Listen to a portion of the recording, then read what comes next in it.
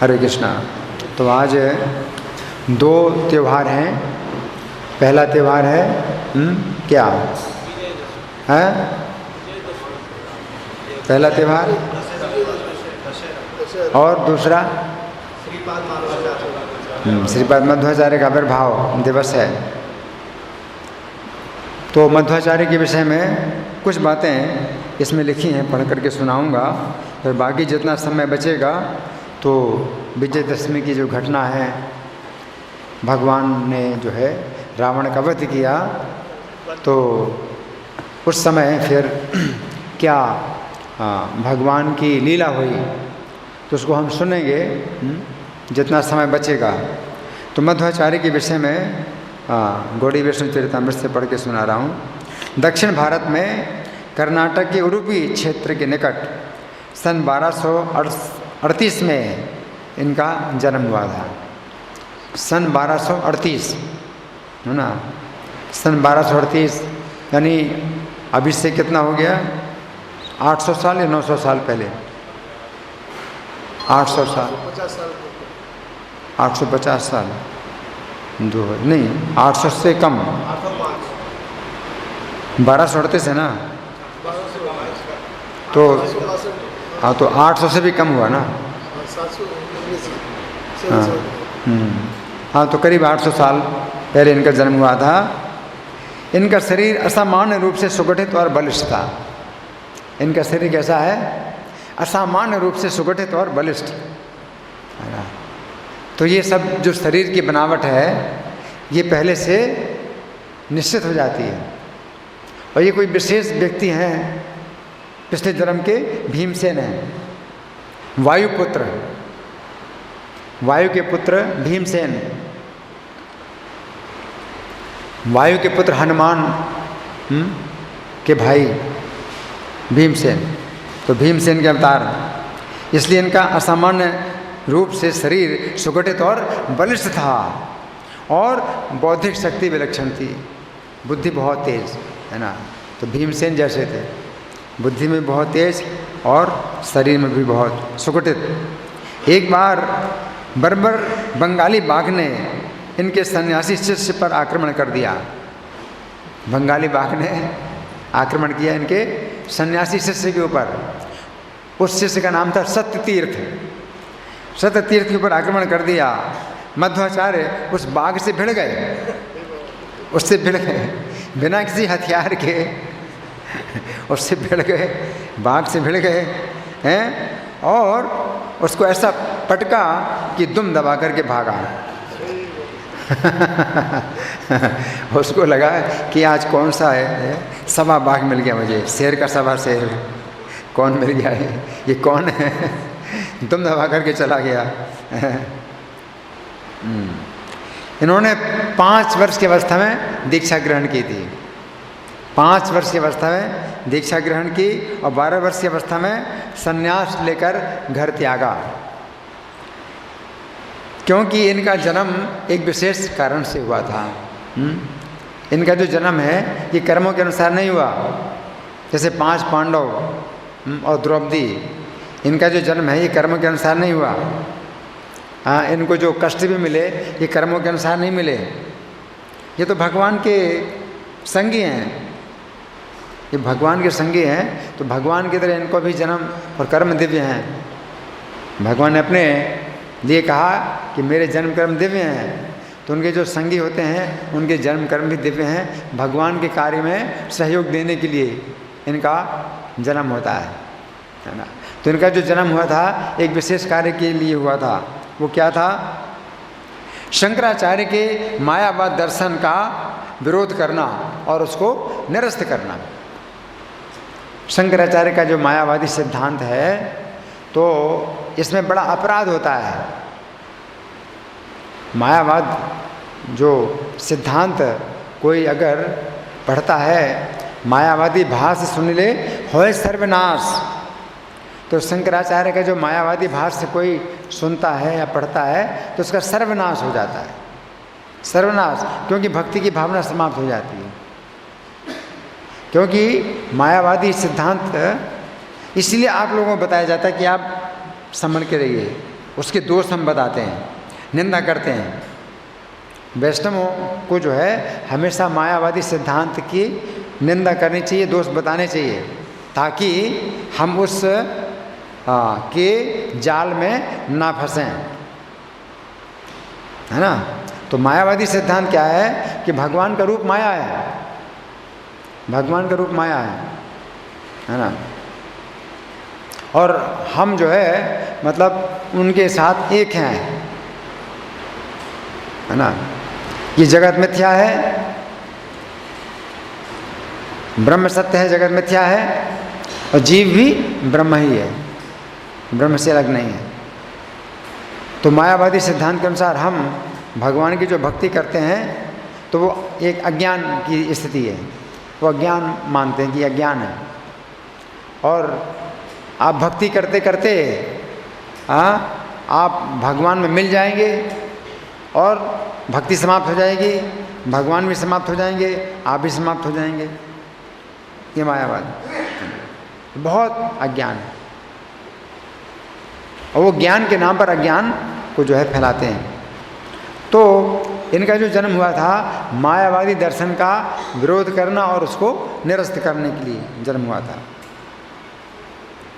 वेदांत सूत्र की शुद्ध व्याख्या देकर इन्होंने शुद्ध भक्ति का संवर्धन किया। वेदांत सूत्र की व्याख्या जो प्रामाणिक आचार्य होते हैं तो वेदांत सूत्र की व्याख्या लिखते हैं वो। तो शंकराचार्य ने वेदांत सूत्र की व्याख्या लिखी,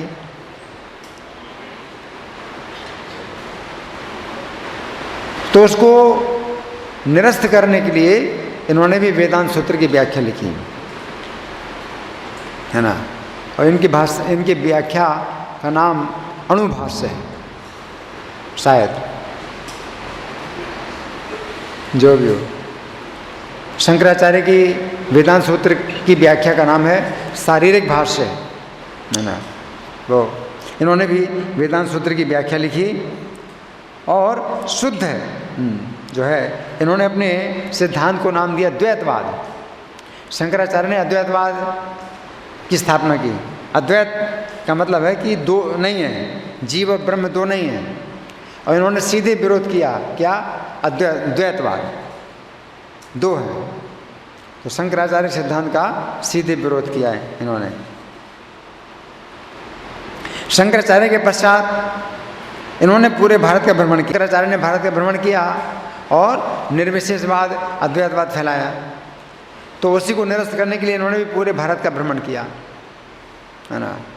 पूरे भारत का भ्रमण किया और भगवान विष्णु के प्रति भक्ति का प्रचार करते हुए भारत के कोने कोने की यात्रा की।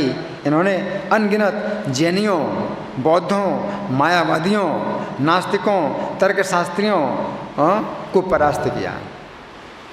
कोई संख्या नहीं कितने लोगों को परास्त किया, सबको भक्त बनाया। कौन कौन है? जैनी, जैन धर्म के लोग हैं, या बौद्ध धर्म के लोग हैं, और मायावादी, नास्तिक, तर्कशास्त्री, इन सबको। श्रील व्यासदेव से साक्षात भेंट करने की आशा से मध्वाचार्य हिमालय पर्वत पर गए। व्यासदेव ने मध्वाचार्य को अष्टमूर्ति नामक एक शालिग्राम शिला दी। तो ये जब गए तो व्यासदेव से साक्षात मिले। उत्तराखंड में व्यासदेव का इनको साक्षात दर्शन हुआ और व्यासदेव ने इनको शालिग्राम शिला दी। और भगवत गीता पर इनकी टीका का अनुमोदन किया।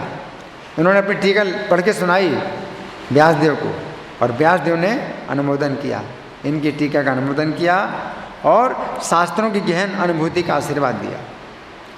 व्यासदेव ने आशीर्वाद दिया इनको, शास्त्रों की और गहन अनुभूति होगी और गहराई से आप शास्त्रों को समझो। उडुपी में मध्वाचार्य ने गाय चराने की लकुटी पकड़े एक आगे खड़े गोपाल का एक सुंदर अर्चा विग्रह प्रतिष्ठापित किया। उडुपी कृष्णा, अर्चा विग्रह का नाम क्या है? उडुपी कृष्णा, है ना। बहुत सुंदर अर्चा विग्रह है। ये विग्रह गोपी चंदन के एक खंड से प्रकट हुआ था। तो समुद्र के किनारे ये खड़े थे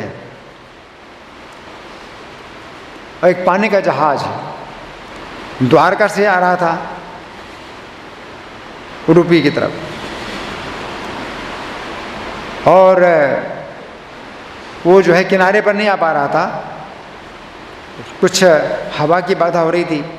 उस समय तो हवा से चलते थे ना जहाज, हवा इतनी उल्टी हो रही थी कि वो जहाज किनारे पर नहीं आ रहा था और बहुत संकट में पड़ा हुआ था। और ये चूँकि वायु देवता के अवतार हैं तो उन्होंने हवा को इशारा किया, हवा को इशारा किया ऐसे, तो हवा का रुख बदल गया और हवा उस जहाज को किनारे पर ले आई। तो इनकी ऐसी अलौकिक शक्ति को देख करके उस कप्तान ने कहा कि मैं आपको कुछ देना चाहता हूँ, आपको क्या दूँ? तो उन्होंने गोपी चंदन का टुकड़ा मांगा। गोपी चंदन द्वारका से वो लेकर के आ रहा था, तो गोपी चंदन का टुकड़ा मांगा। तो गोपी चंदन के उस टुकड़े के अंदर ही वो अर्चा विग्रह निकला। हरि बोल।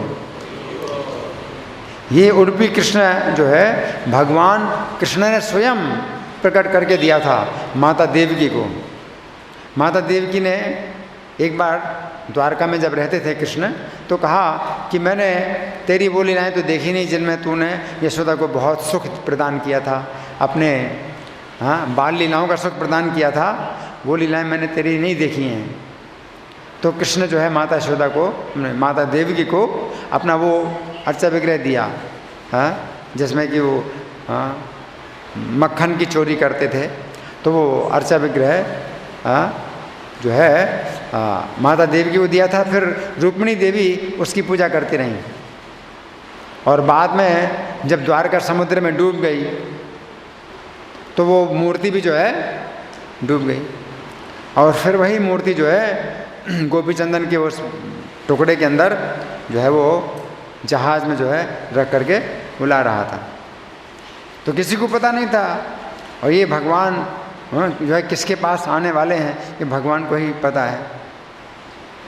और भगवान ने ऐसी लीला करी कि जहाज जो है किनारे पर नहीं आ पा रहा था, और इनकी शक्ति से हवा का जो है प्रवाह बदल गया और जहाज आ गया, और उसने जो है इनको वो दिया, उपहार, गिफ्ट दिया। इन्होंने उडुपी कृष्ण की प्रेम सेवा हेतु 8 मठों की स्थापना की। प्रत्येक मठ के प्रधान सन्यासी अत्यधिक नियम निष्ठा पूर्वक समस्त विधि विधानों, समय परायणता और त्रुटिहीन आचरण सहित श्री कृष्ण के अर्चा विग्रह का पूजन करते हैं। प्रत्येक एकादशी के दिन वे निर्जल व्रत करते हैं। तो बहुत ही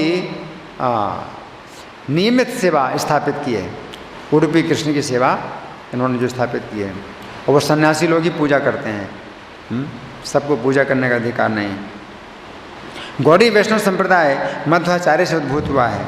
श्री चैतन्य महाप्रभु और उनके अनुयायियों ने अपने सिद्धांत का संकलन करने के पूर्व मध्वाचार्य की कृतियों का भली भांति अध्ययन किया। 6 संदर्भों के लिए श्री जीव गोस्वामी ने मध्वाचार्य की रचनाओं से अनेक तथ्य लिए। जीव गोस्वामी को गौड़ी दर्शन का अचिंत्य भेदाभेद तत्व मध्व के भागवत भाष्य में मिला। तो अचिंत्य भेदाभेद तत्व की स्थापना चैतन्य महाप्रभु ने की है, लेकिन जीव गोस्वामी ने वो भी जो श्री चैतन्य का अचिंत्य भेदाभेद तत्व है वो मध्वाचार्य के इस ग्रंथ में पाया, भागवत भाष्य में। श्री चैतन्य स्वयं मध्व संप्रदाय के अधिष्ठान उडुपी गए। महाप्रभु ने उस संप्रदाय में हरिनाम संकीर्तन समारंभ किया। तो मध्व संप्रदाय में, अब तो मध्व संप्रदाय अलग है और गौड़ी संप्रदाय अलग है, लेकिन गौड़ी संप्रदाय की शाखा है, नहीं, गौड़ी संप्रदाय भी मध्व संप्रदाय की एक शाखा है ना। और चूँकि गौड़ी संप्रदाय में जो है भगवान चैतन्य साक्षात प्रकट हुए, तो मध्व संप्रदाय में उन्होंने भी हरिनाम संकीर्तन को जो है जोड़ा। मध्व संप्रदाय और गौड़ी संप्रदाय के कई बिंदु एक समान हैं। दोनों ही गुरु पाद आश्रय को आवश्यक मानते हैं। सूत्र भाष्य में मध्वाचार्य बृहत तंत्र और महासंहिता से उदाहरण देते हुए बताते हैं कि शिष्य ऐसे अप्रामाणिक गुरु का बहिष्कार कर सकता है जो व्यर्थ सिद्ध हो जाए। सामान्यतः यही कहा जाता है, भाई गुरु का त्याग नहीं कर सकते आप, है ना। और फिर बहुत आगे बढ़ जाते हैं तो क्या कहते हैं कि गुरु भगवान है। तो ये सब गलत है। ना तो गुरु भगवान है, और अगर पता चल जाए कि वो गुरु जो है प्रामाणिक नहीं है, तो उसका त्याग किया जा सकता है। ये नहीं कि अब तो हमने दीक्षा ले ली, अब तो हमें जो है उनको गुरु मानना ही पड़ेगा, चाहे वो जितना भी उल्टा काम करें। तो ऐसा नहीं है। मध्वाचार्य ने जो है शास्त्र से ही सिद्ध किया कि आप प्रामाणिक गुरु का बहिष्कार कर सकते हैं। जैसे कोई डॉक्टर है, आप इलाज करा रहे हैं और आपका रोग बढ़ रहा है, तो आप डॉक्टर को छोड़ सकते हो। तो ये प्रैक्टिकल है। वो गुरु जो है अज्ञान दूर ना करके और अज्ञान बढ़ा रहा है, तो आप उसका त्याग कर सकते हो, है ना। और तदनंतर अन्य सुयोग्य स्वरूप सिद्ध व्यक्ति को अपना गुरु स्वीकार कर सकता है। जैसे डॉक्टर आपने छोड़ दिया जो आपके बीमारी को ठीक नहीं कर रहा है, तो फिर दूसरे डॉक्टर को आप जो है स्वीकार करो। तो इस तरह से मध्वाचार्य राधा गोविंद की नित्य वृंदावन लीला में माधवी गोपी के रूप में सेवा करते हैं। राधा गोविंद की नित्य वृंदावन लीला में भी इनका जो है स्थान है, माधवी गोपी के रूप में। श्री मध्वाचार्य आविर्भाव तिथि महामहोत्सव की, श्रील प्रभुपाद की।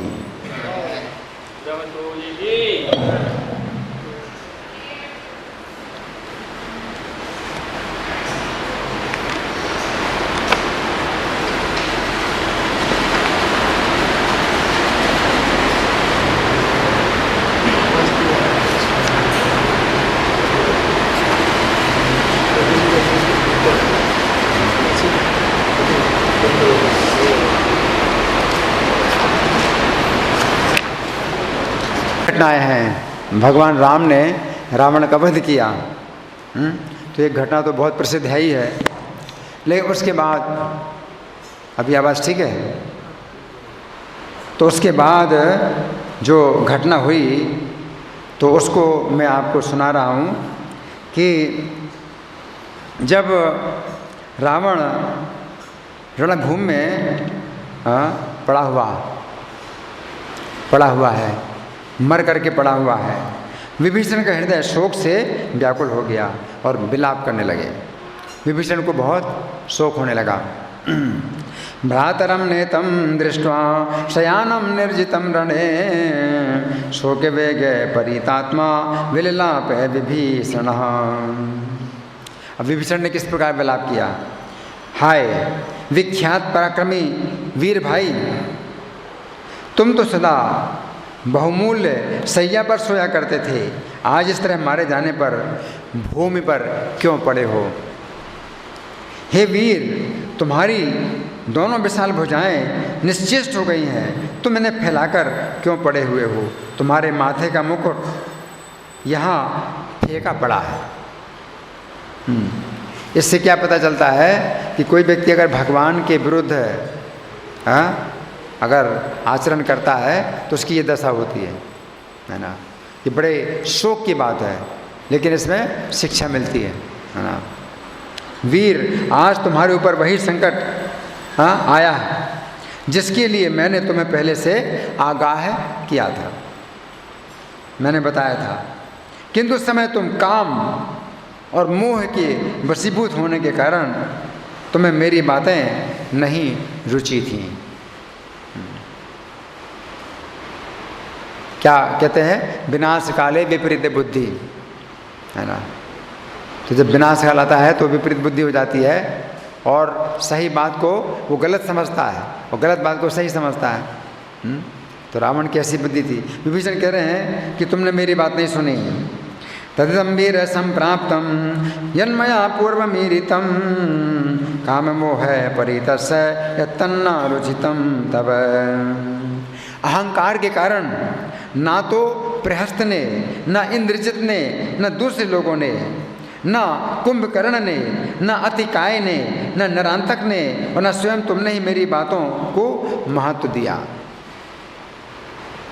रावण की जैसी उल्टी बुद्धि, ऐसी उल्टी बुद्धि उसके मंत्रियों की। इंद्रजित उसका पुत्र है, अतिकाय है, कुंभकर्ण, ये सब उसके भाई और पुत्र हैं। उसी का फल ये सामने आया है, विभीषण कह रहे हैं, है ना। इससे शिक्षा मिलती है कि अगर हम नहीं मानते हैं शास्त्र साधु आचार्य की बातों को, अगर हम नहीं समझते हैं तो दंड मिलता है, और बड़ा कठोर दंड मिलता है। तो राम के समान कोमल कोई हो नहीं सकता है। लेकिन अगर हम उल्टे रास्ते पर चलते हैं तो उनके से ज़्यादा कठोर भी कोई नहीं हो सकता है। कठोरता में भी वो जो है सबसे आगे हैं, है ना। यन्न दर्पात् प्रहस्तो वा नेन्द्र जिन्ना परे जना न कुंभकर्णो तिरथो नातिकायो न रहन्तकः न स्वयंभो मन्येथा तस्योदर को यमागतः। आज वीर रावण के धराशायी होने से सुंदर नीति पर चलने वाले लोगों की मर्यादा टूट गई। धर्म का मूर्तिमान विग्रह चला गया, बल के संग्रह का स्थान नष्ट हो गया, सुंदर हाथ चलाने वाले वीरों का सहारा चला गया, सूर्य पृथ्वी पर गिर पड़ा, चंद्रमा अंधेरे में डूब गया, प्रज्वलित आग बुझ गई, सारा उत्साह निरर्थक हो गया। रणभूमि की धूलि में रावण के सो जाने से इस लोक का आधार और बल समाप्त हो गया। अब यहाँ क्या शेष रह गया? ये विभीषण का शोक है, मोह के कारण, कुछ अज्ञान भी है। तो रावण को जो है वो ये मान रहे हैं कि धर्म का जो है वही सहारा देने वाला था। तो इस तरह से विभीषण अज्ञान के कारण शोक कर रहे हैं। हाय धैर्य ही जिसके पत्ते थे, हठ ही सुंदर फूल था, तपस्या ही बल और शौर्य मूल था, उस राक्षस राज रावण रूपी महान वृक्ष को आज श्री राम रूपी प्रचंड वायु ने रौंद डाला। तेज ही जिसके दांत थे, वंश परंपरा ही पृष्ठभाग थी, क्रोध ही नीचे के अंग थे और प्रसाद ही शुंड दंड था। वो रावण रूपी हाथी आज श्री राम रूपी सिंह द्वारा शरीर की विदीर्ण कर दिए जाने से सदा के लिए पृथ्वी पर सो गया है। हाथी देखने में तो बहुत भारी और विशालकाय होता है, लेकिन शेर इतना बड़े शरीर वाला नहीं होता है। लेकिन हाथी जिस प्रकार से मारा जाता है शेर के द्वारा, उसी प्रकार राम के द्वारा रावण मारा गया है।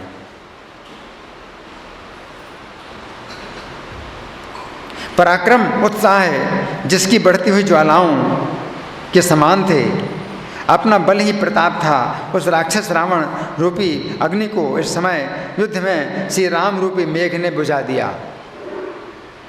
अगर रावण अग्नि था तो अग्नि बहुत विशाल होती है, लेकिन मेघ की जो वर्षा है वो अग्नि को शांत कर देती है। तो रावण जो है अग्नि के समान है,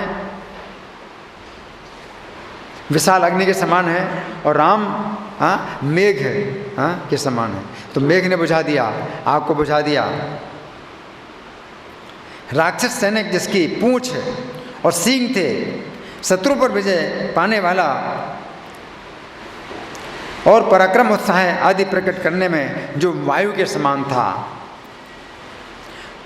वो राक्षस राज रावण रूपी साण महाराज श्री राम रूपी व्याघ्र द्वारा मारा जाकर नष्ट हो गया है। साण को भी जो है कौन मारता है? व्याघ्र मारता है ना। तो रावण बहुत बड़े साण की तरह था, राम रूपी व्याघ्र के द्वारा मारा गया। इस प्रकार शोकमग्न विभीषण से समय श्री राम ने कहा। अब विभीषण जब शोक में मग्न है तो उनको ज्ञान ही नष्ट हो गया, है ना। तो राम जो है विभीषण से कहते हैं, क्या कहते हैं? विभीषण, ये रावण असमर्थ होकर नहीं मारा गया है, इसने प्रचंड पराक्रम प्रकट किया है। अब मरने के बाद जो है निंदा ना करके प्रशंसा करनी चाहिए। तो श्री राम भी जो है उसकी निंदा नहीं कर रहे हैं, मृत्यु के बाद उसकी प्रशंसा कर रहे हैं। और एक गुण ये है उसका, क्या गुण है? कि उसने प्रचंड पराक्रम प्रकट किया है, इसका उत्साह बहुत बढ़ा हुआ था, इसे मृत्यु से कोई भय नहीं था। और रणभूमि में धराशायी तो देव के कारण हुआ है। तो बहुत बड़ा गुण है।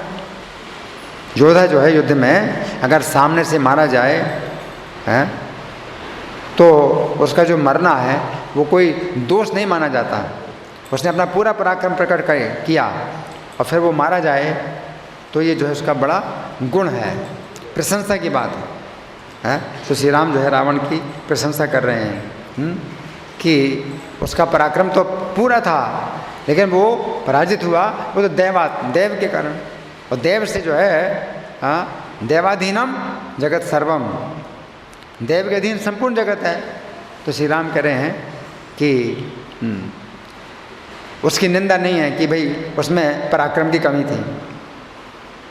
यहाँ पर श्री राम जो है अपनी प्रशंसा को छिपा करके रावण की प्रशंसा कर रहे हैं और कह रहे हैं कि ये कोई निंदा की बात नहीं कि उसमें पराक्रम कम था, पराक्रम तो उसमें बहुत था लेकिन देव के कारण ये पराजित हुआ है ना।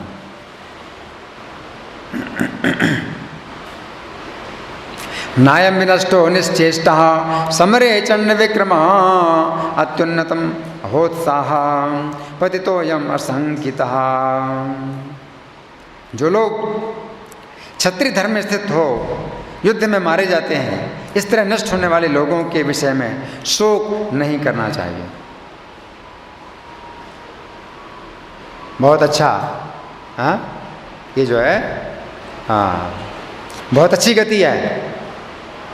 कोई वीर योद्धा जो है अगर युद्ध में मारा जाता है शत्रु के द्वारा तो ये उसका बहुत सौभाग्य है, सौभाग्य है। ये कहा जाता है कि 2 प्रकार की मृत्यु बड़ी दुर्लभ है। युद्ध में कोई व्यक्ति मारा जाए शत्रु के द्वारा, सामने से मारा जाए, ऐसा नहीं कि भागने से और पीठ में प्रहार हो। अगर पीठ में घाव है तो वो योद्धा जो है प्रशंसा का पात्र नहीं है, निंदा का पात्र है। पीठ में घाव हुआ है और सामने घाव हुआ है और मारा गया है तो प्रशंसा की बात। भगवान प्रशंसा कर रहे हैं रावण की। शोक नहीं करना चाहिए। नैवम विनष्टा शोचन्ते छत्र धर्म व्यवस्थिता वृद्धिमान संसमाना ये निपतंती न रणाजरे। जिस बुद्धिमान वीर ने इंद्र सहित तीनों लोगों को युद्ध में भयभीत कर रखा था, यदि वो इस समय काल के अधीन हो गया तो उसके लिए शोक करने का अवसर नहीं है। शोक नहीं करना चाहिए, प्रशंसा करनी चाहिए, शोक नहीं करना चाहिए। येन सेन्द्रास्त्रयो लोकास् त्रासिता युधि धीमता तस्मिन् काल समायुक्ते न काला परिशोचितुम। युद्ध में किसी को सदा विजय ही विजय मिले ऐसा पहले भी कभी नहीं हुआ। वीर पुरुष संग्राम में या तो शत्रुओं द्वारा मारा जाता है या स्वयं ही शत्रुओं को मार डालता है। तो दोनों में अच्छा ही भगवान अर्जुन से क्या कहते हैं, यत् हतो वा प्राप्त स्वर्गम जित्वा वा भोक्ष से महीम तस्माद् उत्तिष्ठ कौन्ते युद्धाय कृत निश्चया। मतलब इधर से भी फायदा उधर से भी फायदा। अगर मारे गए तो स्वर्ग की प्राप्ति होगी और अगर जीत गए तो भोक्ष से महीम पृथ्वी को भोगोगे, है ना। न कांति विजयो युद्धे भूतपूर्वा कदाचन परेर्वा हन्यते वीरा परान वा हन्ति संयुगे। आज रावण को जो गति प्राप्त हुई है ये पूर्व काल के महापुरुषों द्वारा बताई गई उत्तम गति है। अगर ना मारा जाए तो नरक की प्राप्ति होगी, है ना। उसने जो कार्य किया है वो नरक में जाने का कार्य किया है ना। ये मारा गया तो ये सौभाग्य है। उसको दंड मिल गया, मृत्यु दंड मिल गया तो अपने इस पाप कर्म से शुद्ध हो गया।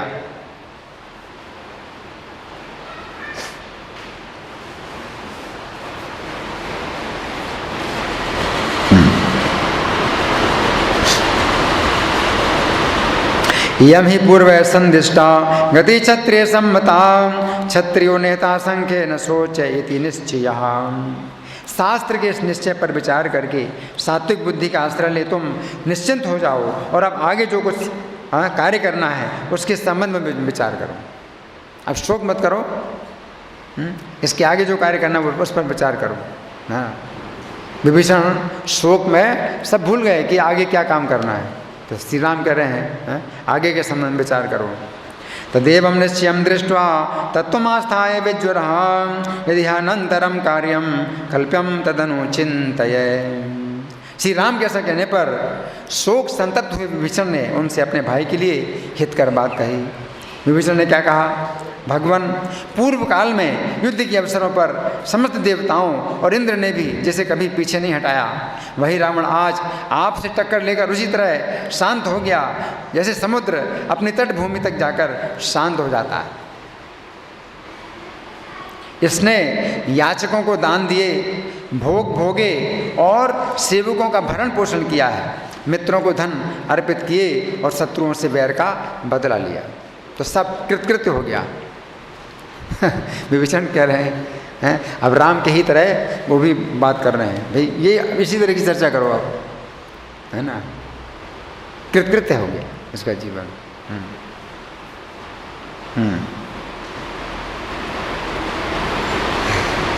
अनेन दत्तानि वनीपकेषु भोक्ता स भोगा निवृत्ता स भृत्या धनानि मित्रेषु समर्पितानि वैराण्य मित्रेषु च यापितानि।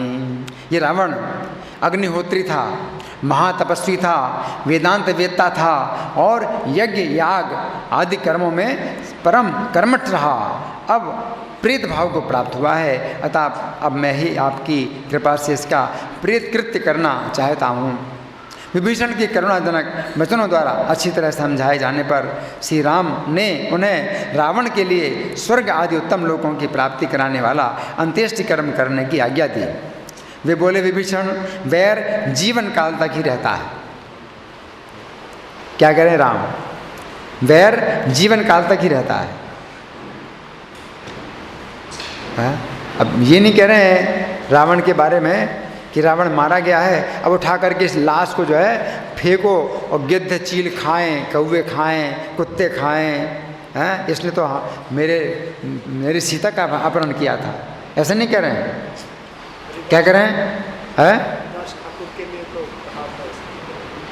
आदर पूर्वक अंत्येष्टि संस्कार करो और इनको अच्छे लोग की प्राप्ति हो। क्यों? वैर जीवन काल तक रहता है। मतलब ये वैर शांत नहीं हो सकता है जब तक मृत्यु ना हो। राम और रावण के बीच में जो वैर है वो कभी नहीं मिट सकता। तो रावण का जैसा अपराध था उसके अनुसार अब ये नहीं है कि क्षमा किया जाएगी, रावण क्षमा मांगे, हैं। तो ऐसी भी बातें कई बार बताई जाती हैं भावुकता के कारण कि रावण क्षमा मांगे तो राम क्षमा कर देंगे। उसको मृत्यु दंड मिलना चाहिए। मृत्यु के बाद ही बैर शांत हो सकता है और दूसरे प्रकार से नहीं हो सकता है। बिल्कुल गलत सिद्धांत है कि राम उसको क्षमा करेंगे और वह क्षमा मांगे। न उसको क्षमा मांगने का अवसर दिया जाएगा, न राम उसको क्षमा करेंगे। उसको मृत्यु दंड से कम तो मिलना ही नहीं है और मृत्यु के बाद सब शांत। श्री राम कह रहे हैं क्या कह रहे हैं? वैर जीवन काल तक ही रहता है, मरने के बाद उस वैर का अंत हो जाता है। अब हमारा प्रयोजन सिद्ध हो चुका है, अतः अब तुम इसका संस्कार करो। इस समय ये जैसे तुम्हारे स्नेह का पात्र है उसी तरह मेरा भी स्नेह भाजन है। जितना तुम्हें इससे जो है लगाव है और ममता भाईपना उसी प्रकार से मेरा भी है। कितना मतलब ये नीति है, शुद्ध नीति है। बहुत बड़ी शिक्षा मिलती है, बहुत बड़ी शिक्षा मिलती है ना। नहीं तो फिर क्या है कि उसकी मृत्यु हो गई, फिर भी बैर बना हुआ है और उसके बच्चे जो है बैर का बदला लेते हैं, फिर वो और चलता रहता है, कई पीढ़ियों तक चलता रहता है ना। तो नहीं है। श्री राम के द्वारा रावण के मारे जाने का समाचार सुनकर शोक से व्याकुल ही राक्षसियाँ अंतःपुर से निकल पड़ी। अंतःपुर से निकली तो इसका मतलब रावण की वो पत्नियाँ हैं। राक्षसियाँ अंतःपुर से निकली, है ना। तो रावण की पत्नियाँ हैं, राक्षसियाँ हैं। रावणं निहतं श्रुत्वा राघवेण महात्मना अंतःपुरात्मनिस्पेतु राक्षस्या शोककर्षिता। लोगों के बारंबार मना करने पर भी वे धरती की धूल में लौटती थीं, केस खुले हुए थे और जिनके बछड़े मर गए हों उन गऊओं के समान शोक से आतुर हो रही थीं। राक्षसों के साथ लंका के उत्तर दरवाजे से निकलकर भयंकर युद्ध भूमि में प्रवेश करके अपने मरे हुए पति को खोजने लगी। हाँ, नाथ की पुकार मचाती हुई वे सब की सब उस रणभूमि में, जहाँ बिना मस्तक के लाशें बिछी हुई थीं, जहाँ खून की कीच जम गई थी, सब और गिरती पड़ती भटकती हैं। उनके नेत्रों से आंसुओं की धारा बह रही थी। पति के शोक से बेसुध हो हथिनियों की तरह, युद्धपति के मारे जाने पर हथिनियों की तरह करुण क्रंदन कर रही थीं। उन्होंने रावण को देखा जो काले कोयले के ढेर सा पृथ्वी पर मरा पड़ा था। तो कल भी हम कथा सुन रहे थे वाल्मीकि रामायण से। रावण ने जब लक्ष्मण जी को मूर्छित कर दिया और राम उनके जो है लिए शोक कर रहे हैं कि लक्ष्मण की शायद मृत्यु होने वाली है या हो चुकी है, वो तो मनुष्य लीला कर रहे हैं ना, तो लक्ष्मण के लिए शोक कर रहे हैं। तो सुषेण नाम के जो वैद्य, उनकी सेना में ही बानर थे। वो वैद्य लंका के राक्षस नहीं हैं, बल्कि सुषेण बानर भगवान राम की सेना के ही जो वैद्य थे। तो उन्होंने कहा कि नहीं, अभी इनके चेहरे में पूरा तेज है, चेहरे में कालापन नहीं आया, इसका मतलब है कि ये जीवित हैं। अगर चेहरे में कालापन आ गया तो फिर मृत्यु हो गई। और रावण का चेहरा वैसे भी काला था और काला हो गया, है ना। तो ये मृत्यु का लक्षण है, चेहरे में कालापन आ जाए, है ना। तो काला कोयले का ढेर की तरह पृथ्वी पर मरा पड़ा था। ददृशस्ता महाकायम महावीर्यम महाद्युतिम रावणम निहतम भूमौ नीलांजन चयोपमम। युद्ध भूमि की धूल में पड़े हुए अपने मृतक पति पर सहसा दृष्टि पड़ते ही वे उनके रावण के शरीर पर गिर पड़ी। उनमें से कोई बड़े आदर के साथ उसका आलिंगन करके, कोई पैर पकड़कर, कोई गले से लगकर रोने लगी। कोई स्त्री अपनी दोनों भुजाएं ऊपर उठा पछाड़ खाकर गिरी और धरती पर लौटने लगी। कोई मरे हुए स्वामी का मुंह देखकर मूर्छित हो गई। उच्छिप्य भुजौ काचिन भूमो सुपरिवर्तित हतस्य वदनम दृष्ट्वा काचिन मोहम उपागमन। कोई पति का मस्तक गोद में लेकर उसका मुंह देखती और पति के मुंह को नहलाती हुई रोदन करने लगी। अपने आंसुओं से पति के मुंह में नहला रही है। इस प्रकार अपने पति देवता रावण को धरती पर मरकर गिरा देख सब के सब आर्त भाव से पुकारने लगीं और शोक के कारण नाना प्रकार से विलाप करने लगीं। वे बोली, हाय जिन्होंने यमराज और इंद्र को भी भयभीत कर रखा था, राजाधिराज कुबेर का पुष्पक विमान छीन लिया था और गंधर्वों, ऋषियों और देवताओं को भी भय प्रदान किया था। वे हमारे प्राणनाथ आज मारे जाकर सदा के लिए सो गए हैं। हाय जो असुरों, देवताओं और नागों से भी भयभीत होना नहीं जानते थे, उन्हीं को आज मनुष्य ने ये भय प्राप्त दिया। भय प्राप्त है? उसको आज एक मनुष्य ने भय प्रदान किया। जिन्हें देवता, दानव और राक्षस भी नहीं मार सकते थे, आज एक पैदल मनुष्य के हाथ से मारे जाकर रणभूमि में सो रहे हैं। इससे क्या पता चलता है कि कोई व्यक्ति अपनी शक्तियों का बहुत अभिमान करके और मर्यादाओं को तोड़ता है ना, तो उसका जो है अंत इसी प्रकार से होता है ना। तो बहुत बड़ी शिक्षा मिलती है ना। तो बहुत बड़ा नाम हो जाता है, बहुत धन संपत्ति आ जाती है और बहुत शक्तियाँ आ जाती हैं, बहुत प्रभाव आ जाता है व्यक्ति का। तो फिर वो व्यक्ति जो है मर्यादा का उल्लंघन करता है। और रावण का मतलब है जो रुलाए, दुर्बल को रुलाए, है ना, तो रावण कहलाता है वो, है ना।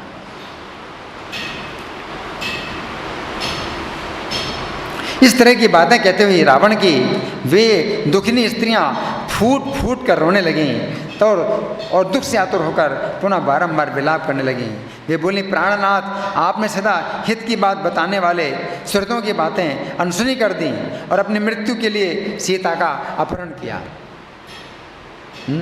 शोक कर रही हैं और कह रही हैं तो बहुत बड़ी शिक्षा है। आपने अपनी मृत्यु को बुलाने के लिए क्या किया? सीता का अपहरण किया। इसका फल ये हुआ कि ये राक्षस मारे गए और आपने इस समय अपने को रणभूमि में गिरा दिया और हम लोगों को दुख के समुद्र में गिरा दिया।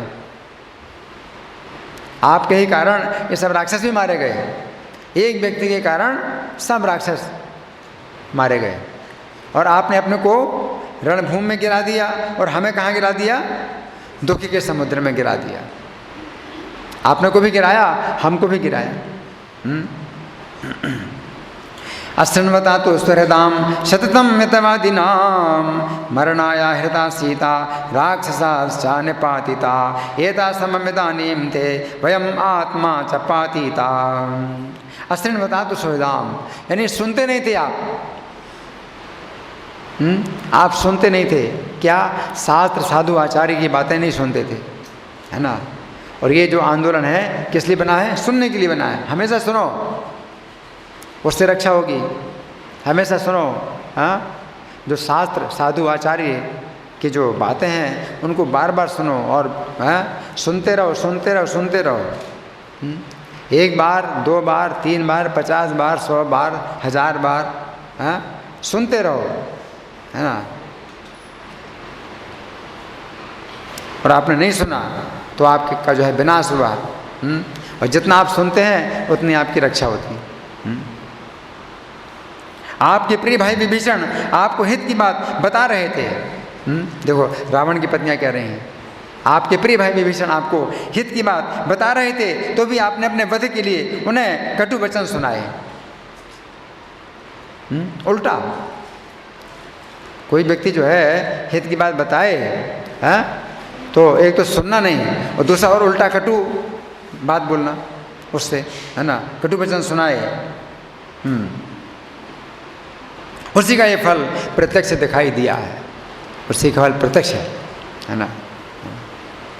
तो जैसे बोलते ना कि घर का भेदी लंका ढाए, घर का भेदी लंका ढाए, है ना। तो ये कहावत वैसे सही नहीं है, सही नहीं है, हाँ गलत है ना। असली कारण जो है वो ये है कि जब कोई व्यक्ति साधु आचार्यों की बातें नहीं सुनता है, नहीं मानता है। विभीषण ने जो रावण का त्याग किया उसने अपनी रक्षा की, अपनी रक्षा की, है ना। यदि आपने सीता को श्री राम के पास लौटा दिया होता तो जड़ मूल सहित हमारा विनाश करने वाला ये संकट हमें न आता।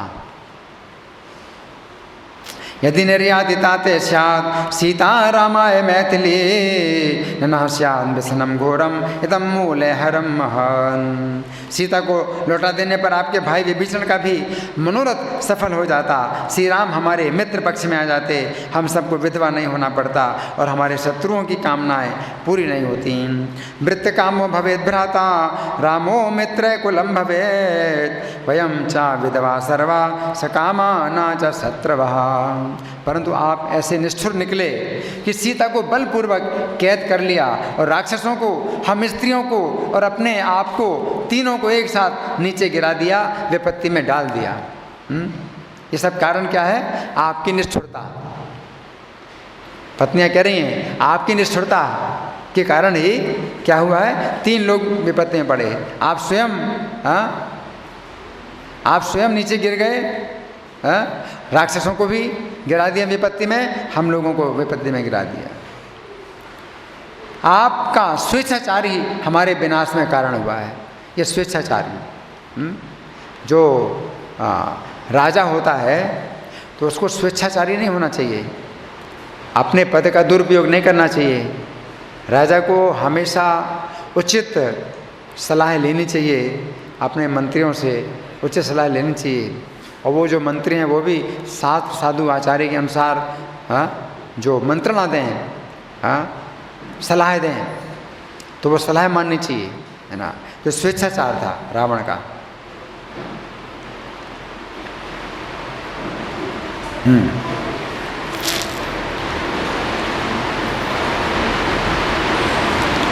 इस युद्ध में वानरों का, राक्षसों का और आपका भी विनाश हुआ। संसार में फल देने के लिए उन्मुख हुए देव के विधान को कोई धन से, कामना से, पराक्रम से, आज्ञा से अथवा शक्ति से नहीं पलट सकता। हाँ, ये देव का विधान। दूसरा विचार ये भी है कि देव का विधान है, जो हो गया उसमें अब ज़्यादा शोक करने की ज़रूरत नहीं है। अब ये जो होना था तो ये हम लोग कहते हैं कृष्ण की इच्छा से। और जो नास्तिक हैं वो देव मानते हैं, नास्तिक लोग उसको देव का विधान मानते हैं, देव हैं। लेकिन जो भक्त होते हैं वो मानते हैं कृष्ण की इच्छा, है ना। इस प्रकार राक्षस राज की सभी स्त्रियां दुख से पीड़ित हो आंखों में आंसू भरकर दीन भाव से विलाप करने लगीं। विलेपुरे वम दीनास्ता राक्षसाधिपयोषिता कुरर्य एव दुखार्ता बाष्प पर्या कुले क्षणा। उस समय विलाप करती हुई उन राक्षसियों में जो रावण की ज्येष्ठ और प्यारी पत्नी मंदोदरी थी, उसने श्री राम द्वारा मारे गए अपने पति रावण को देखा। पति को उस अवस्था में देखकर अत्यंत दीन और दुखी हो गई और विलाप करने लगी। कौन? मंदोदरी, सबसे श्रेष्ठ, रावण की रानियों में सबसे ज्येष्ठ और श्रेष्ठ हैं, प्रिया। और बोली, जब आप क्रोध करते थे उस समय इंद्र भी आपके सामने खड़े होने में भय खाते थे। बड़े बड़े ऋषि, गंधर्व और चारण भी आपके भय से चारों दिशाओं में भाग गए। वही आप आज युद्ध में मानो मात्र राम से परास्त हो गए। क्या आपको इससे लज्जा नहीं आती? मंदोदरी, आपको लज्जा नहीं आती हैं? सबको तो आपने भयभीत किया। एक मनुष्य राम के हाथों आप परास्त हो गए, आपको लज्जा नहीं आती? बोलिए तो सही, क्या बात है? बोलो।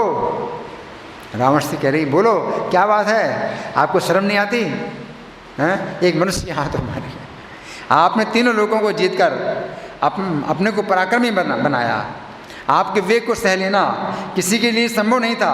फिर आप जैसे वीर को एक वनवासी मनुष्य ने कैसे मार डाला? आप तो वनवासी मनुष्य समझते थे ना, तो बताओ कैसे मारे गए हैं? उत्तर दो। विभीषण, वो कौन कह रहे? मंदोदरी कह रही।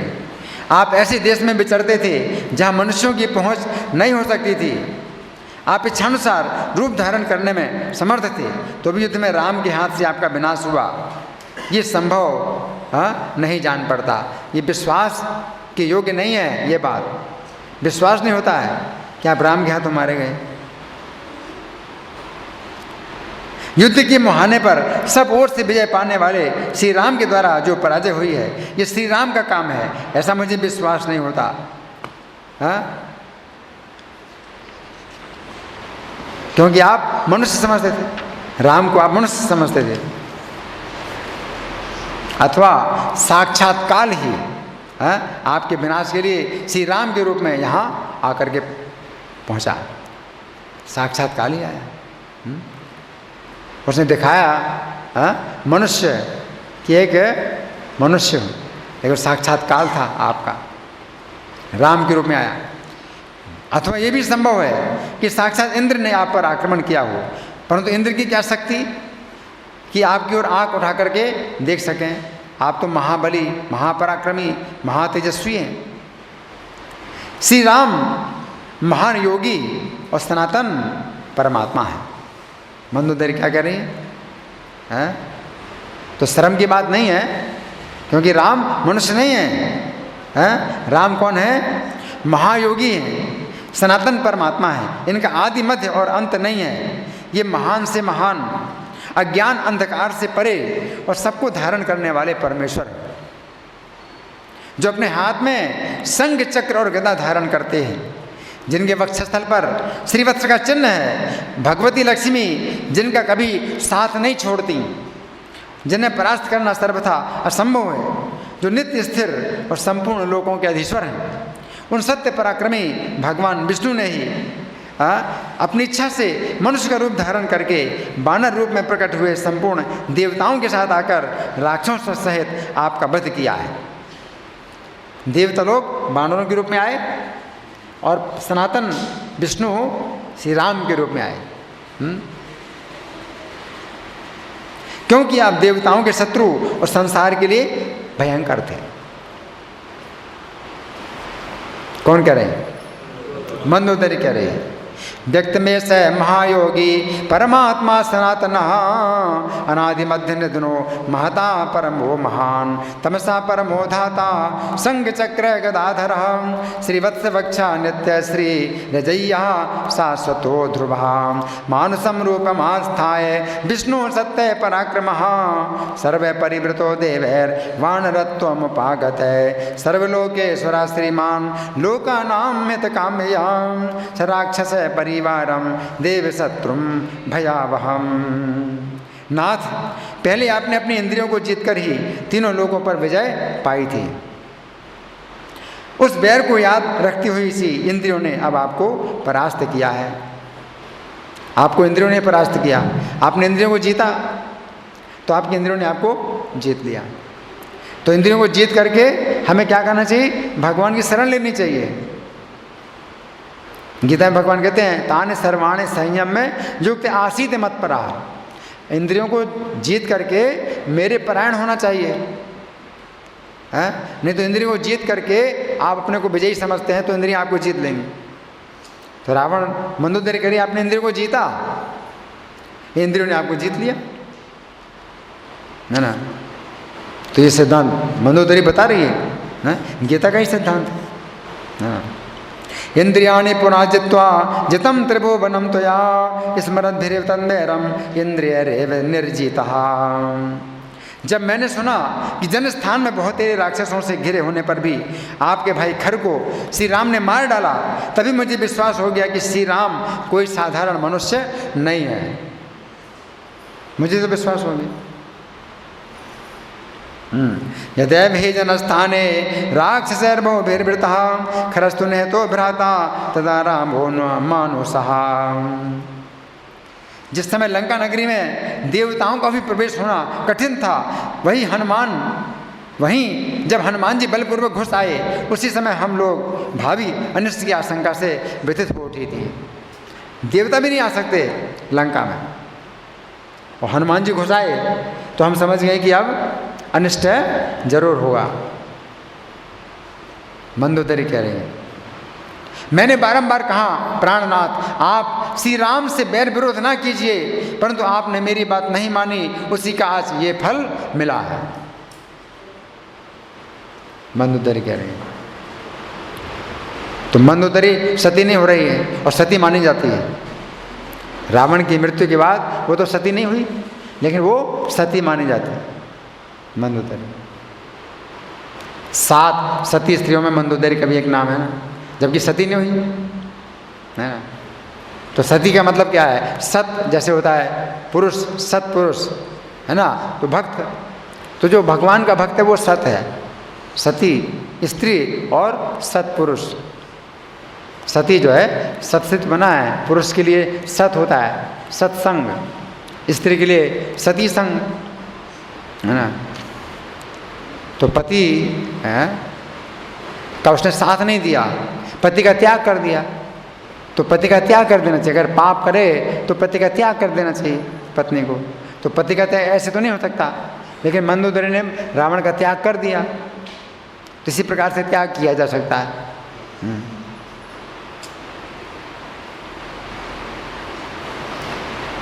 राक्षस राज, आपने अपने ऐश्वर्य का, शरीर का और स्वजनों का विनाश करने के लिए सीता की कामना की थी। क्या कह रहे हैं?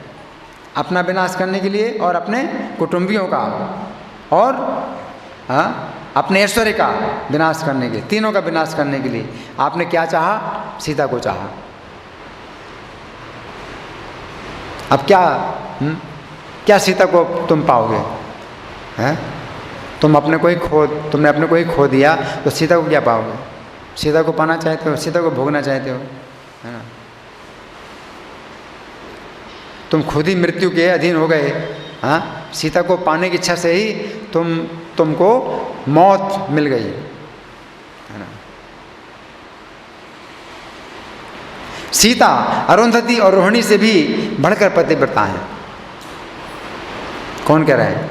मंदोदरी कह रहे हैं। सीता अरुंधति और रोहिणी से भी बढ़कर पतिव्रता है। रोहिणी किसकी पत्नी है? हैं? नहीं, वो रोहिणी नहीं, चंद्रमा की जो 27 पत्नियां हैं उनमें रोहिणी सबसे श्रेष्ठ है। रोहिणी नक्षत्र है ना, 27 नक्षत्र हैं। ये चंद्रमा की 27 पत्नियां हैं जो 27 नक्षत्र हैं। तो रोहिणी जो है नक्षत्र चंद्रमा की सबसे श्रेष्ठ पत्नी है। तो रोहिणी से ज़्यादा पतिव्रता सीता है। और अरुंधति वशिष्ठ की पत्नी है। 7 ऋषियों में से 7 ऋषियों की पत्नियां हैं, लेकिन वशिष्ठ की जो पत्नी अरुंधति हैं ये 7 ऋषियों के साथ रहती हैं। 7 ऋषियों की और कोई पत्नी साथ नहीं रहती, लेकिन वशिष्ठ की पत्नी अरुंधति साथ रहती हैं। तो मंदोदरी कह रही है कि सीता अरुंधति और रोहिणी से भी अधिक पतिव्रता है। वे वसुधा की भी वसुधा और स्त्री की भी स्त्री हैं। अपने स्वामी के प्रति अनुराग रखने वाली, सबकी पूजनीय उन सीता देवी का तिरस्कार करके आपने बड़ा अनुचित कार्य किया है। बहुत अनुचित कार्य किया है। मंदोदरी जो कह रही है आगे शिक्षा देने के लिए, आगे के लिए शिक्षा देने के लिए, अरुंधत्या विशिष्टाम ताम रोहिण्याश्चापि दुर्मते सीताम धर्षयतामान्याम त्वया हि सदृशं कृतं वसुधाया हि वसुधाम श्रिया श्रीं भर्तृवत्सलाम। तो ये बहुत लंबा है ये विषय। तो यहाँ पर हमें जो है शिक्षा यही मिलती है कि ये जो रावण की जो मनोभावना है ये हमारे अंदर भी है। वास्तव में जो रावण है वो हमारे अंदर भी है। प्रत्येक जीव के अंदर रावण है, क्योंकि रावण भगवान की जो शक्ति हैं, सीता हैं, उनको भोगना चाहता है। और हम भौतिक प्रकृति को भी भोगना चाहते हैं, वो भी भगवान की एक शक्ति है। तो प्रत्येक जीव जो है रावण की भावना से ग्रस्त है और इसीलिए बार बार मृत्यु प्राप्त होती है। रावण की जो स्थिति है उसको मृत्यु प्राप्त हुई क्योंकि वो भगवान की शक्ति को भोगना चाहता है। और हम भी भगवान की शक्ति भोगना चाहते हैं या लक्ष्मी को भोगना चाहते हैं। धन संपत्ति लक्ष्मी, तो लक्ष्मी को अपने पास रखते हैं भोगने के लिए कि हम भोगें। तो ये जो है मृत्यु का कारण है। और हनुमान जी की मृत्यु नहीं है, हनुमान जी की मृत्यु नहीं है, हैं? तो हनुमान जी ने भी जो है क्या किया, सीता को खोजा। रावण भी सीता को पाना चाहता है, हनुमान जी भी सीता को पाना चाहते हैं, दोनों पाना चाहते हैं। लेकिन वो सीता को पाना चाहते हैं राम की सेवा में लगाने के लिए, और रावण सीता को पाना चाहता है भोगने के लिए, है ना। तो हनुमान जी की मृत्यु नहीं है। तो हमारे पास 2 चुनाव हैं, या तो रावण की तरह हम बने या हनुमान की तरह बने। हाँ, तो हमारे जो हरे कृष्ण आंदोलन के भक्त हैं वो भी धन संपत्ति चाहते हैं कि भाई मिले मिले मिले, है ना। तो लोग कहते हैं भाई आप लोग भी पैसे के पीछे पड़े रहते हैं। तो हनुमान जी का भी तो यही काम है, ये भी सीता जी के पीछे पड़े हैं। क्यों? राम की सेवा में लगाने के लिए। तो हम लोग भी धन संपत्ति के पीछे पड़े हैं, क्या? भगवान की सेवा में लगाने के लिए, है ना। तो ये कार्य हनुमान जी का है ना। और रावण का जो कार्य है कि वो जो है जोड़ जोड़ करके रखे हुए है कि कोई ना देखे, कोई ना पाए, कोई ना पाए, मैं भोगूंगा मैं भोगूंगा, और मर जाता है, उसी में मर जाता है। कहाँ भोग पाता है? कुछ भी नहीं भोग पाता है ना। भोगने की कामना से ही वो उसकी मृत्यु हो जाती है, भोगने के बाद तो बहुत दूर है। तो रावण की जो स्थिति है, तो आज के दिन केवल इस कथा को ही नहीं बल्कि हमें अपनी कथा को भी याद करना है, अपनी कथा को भी विचार करने की। हमारी भी वो कथा है, जो राम कथा है वो हमारे साथ भी हो रही है ना।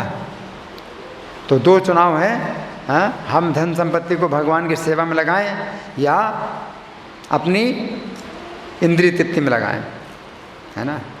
तो ये जो है आज के दिन का संदेश है। धन्यवाद। श्री राम कथा महामहोत्सव की जय, श्रील प्रभुपाद की जय, श्री श्री राधा गोविंद की जय, पंचतत्व की जय, सीताराम लक्ष्मण हनुमान की जय हो।